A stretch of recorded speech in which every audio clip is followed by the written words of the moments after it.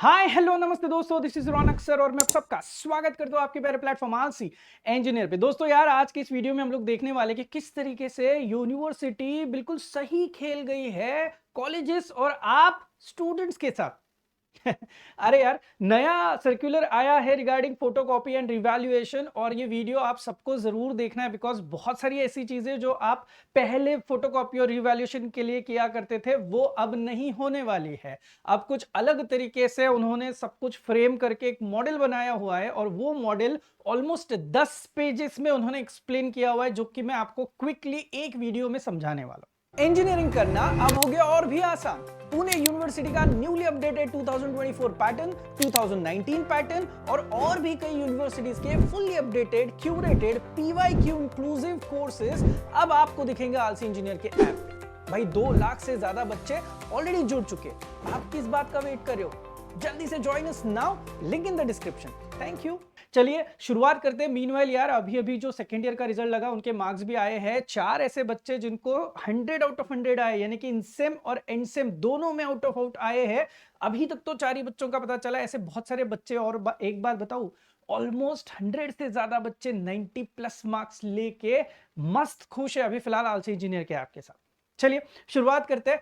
ये आप देख सकते हैं यार, फोटोकॉपी और इवैल्यूएशन के बारे में जो सर्कुलर है उसके हर एक पेज को मैंने डिकोड किया हुआ है। आपको पूरा पेज रीड करने की जरूरत नहीं है, मैं आपको बस बता दूंगा कि यार पहले क्या होता था कि भाई आपका रिजल्ट आता था, रिजल्ट आने के बाद 4 या 5 दिनों के बाद आपको आपके स्टूडेंट प्रोफाइल सिस्टम में मार्क्स दिखते थे और एक फोटोकॉपी वाला जो ऑप्शन था वो आता था। फिर आप पेमेंट करते थे और वो सब्जेक्ट आपका फोटोकॉपी के लिए चला जाता था। फिर ऑलमोस्ट 1 महीना 1.5 महीना जो भी यूनिवर्सिटी समय लगाती है, उसके बाद आपकी फोटोकॉपी आती थी, आपको मेल भी आता था और उस आपके स्टूडेंट प्रोफाइल सिस्टम में आपको आपकी उस सब्जेक्ट की फोटोकॉपी दिखाई देती थी। फिर आप फोटोकॉपी देखते थे, फिर आपको लगता था कि भाई मुझे रीवैल्यूएशन के लिए देना चाहिए, मेरे मार्क्स बढ़ रहे, तो आप रीवैल्यूएशन के लिए वापस से अप्लाई करते थे। 10 दिनों के अंदर रीवैल्यूएशन को देने के बाद ऑलमोस्ट 1 आध महीना और लगता था और फिर जाके आपका रिजल्ट आता था। ईदर 95% ऑफ द टाइम्स वो होता था नो चेंज, और कभी कभार जब मार्क्स बढ़ते थे तो मार्क्स चेंज होकर आपको दिखाई दे। तो इस तरीके से आपकी प्रोसेस हुआ करती थी। अब यूनिवर्सिटी ने क्या किया है, किस तरीके से यूनिवर्सिटी सही से खेल गई है, ये मैं आपको बताता हूं। भाई हर एक पेज को चलो डिकोड करते हैं। सबसे पहले तो this is ordinance number 184 A and B, जहां पे क्लियरली बोला गया है कि भाई साहब आपकी फोटोकॉपी आने के बाद विद इन 5 डेज आपको अगर रिवैल्यूएशन को देना है तो आपको एक एप्लीकेशन फॉर्म लेना है, वो फिलअप करना है और फोटोकॉपी की आपके जेरोक्स सबमिट करनी है कॉलेज के पास। कॉलेज के पास, यूनिवर्सिटी के पास नहीं। फिर कॉलेज क्रॉस चेक करेगा कि भाई क्या आपके मार्क्स बढ़ रहे हैं, क्या आपकी टोटल इनकरेक्ट है। तो ऐसे कौन से 4-5 पॉइंट्स है जो कॉलेज देखेगी, ये मैं आपको नेक्स्ट पेज पे जहां पे एक्सप्लेन किया वहां पे बता दूंगा। और वो वेरीफाई करने के बाद आपका जो एप्लीकेशन है वो एप्लीकेशन यूनिवर्सिटी के पास पहुंचाने का काम कौन करेगी?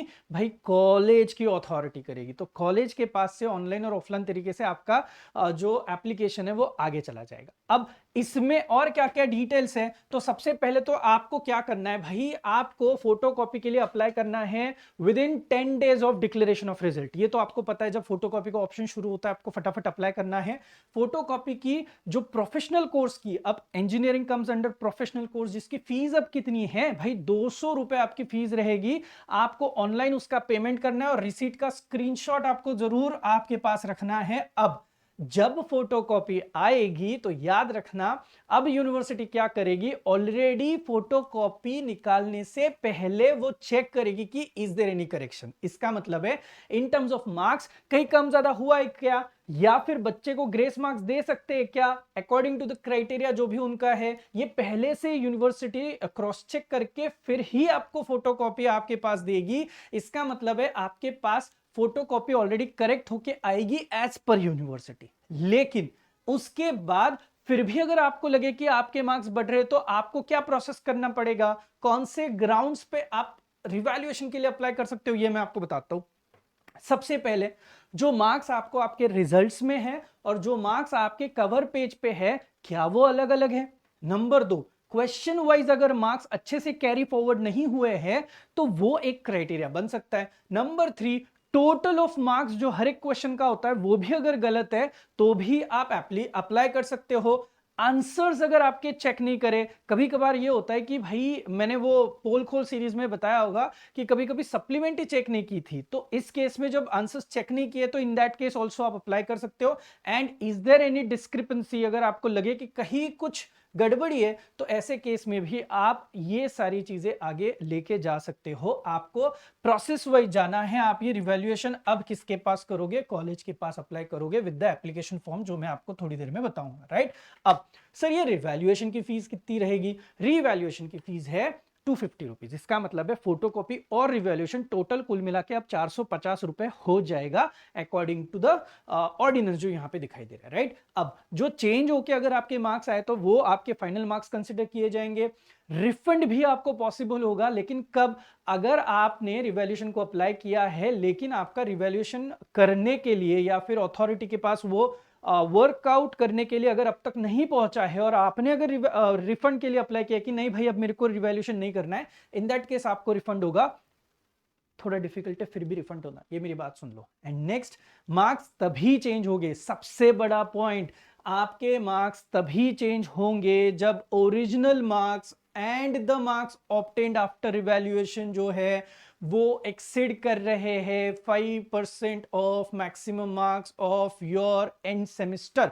इसका मतलब है फॉर एग्जांपल अगर आपका 70 मार्क्स का पेपर है तो 5% of it is nothing but 3.5, यानी कि ऑलमोस्ट आप पकड़ के चलो अगर 4 और 4 3 से ज्यादा पकड़ के चलो आप, अगर 3 4 और 4 से ज्यादा अगर आपके मार्क्स बढ़ रहे हैं तो ही रीवैल्यूएशन में आपके मार्क्स चेंज होके आएंगे, ऐसा उन्होंने यहां पे क्लियरली बोला हुआ है। तो ये एक बहुत बड़ा पॉइंट है। कभी कभी हम लोगों के 2 मार्क्स बढ़ते, 1 मार्क बढ़ता है, तो इन दैट केस रीवैल्यूएशन में वो 1 या 2 मार्क्स वो बढ़ा के नहीं देंगे क्योंकि आपका टोटल पेपर है 70 मार्क्स का। ये पॉइंट आप नए सिरे से अच्छे से समझ लेना।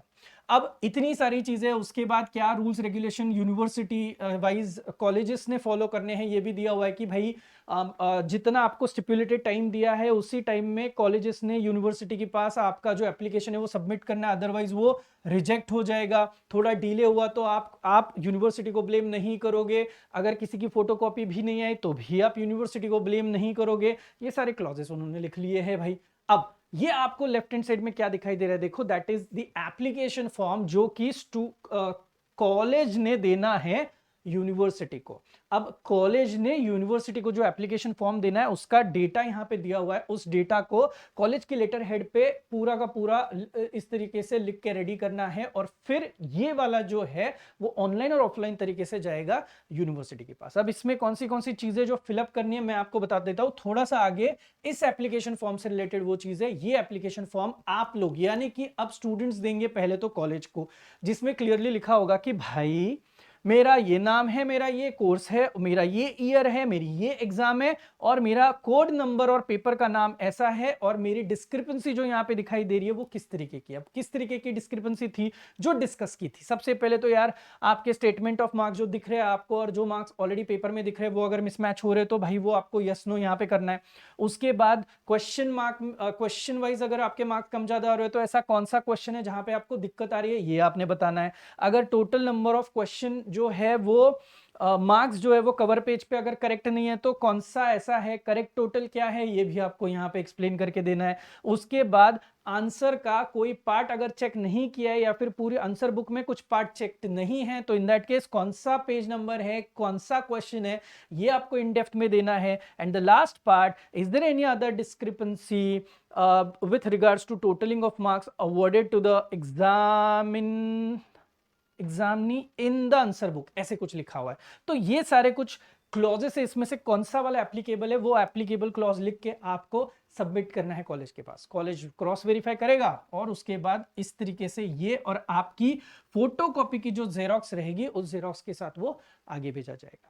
अब होपफुली आपको ये पूरी आइडिया आ चुकी है किस तरीके से ये सारी चीजें वर्कआउट होने वाली है। दोस्तों मैं आपको वापस बता रहा हूं, ये आपके कॉलेज ने आपको एक्सप्लेन करना चाहिए। अगर आपको इसमें कुछ भी दिक्कत है तो आप प्लीज मुझे कमेंट सेक्शन में बताना। मैं कमेंट सेक्शन में रिप्लाई तो नहीं कर रहा हूं, लेकिन मैं आपको आपके कमेंट्स पढ़ के अगर मुझे कुछ और लगा कि इसमें कुछ और एक्स्ट्रा एडिशनल कुछ चीजें बतानी तो वो मैं आपको जरूर बताऊंगा। होपफुली आपको ये वीडियो अच्छे से पता चला है और ये प्रोसेस भी आपकी क्लियर है। चलिए मिलते हैं नेक्स्ट वीडियो के लिए, तब तक के लिए थैंक यू सो मच।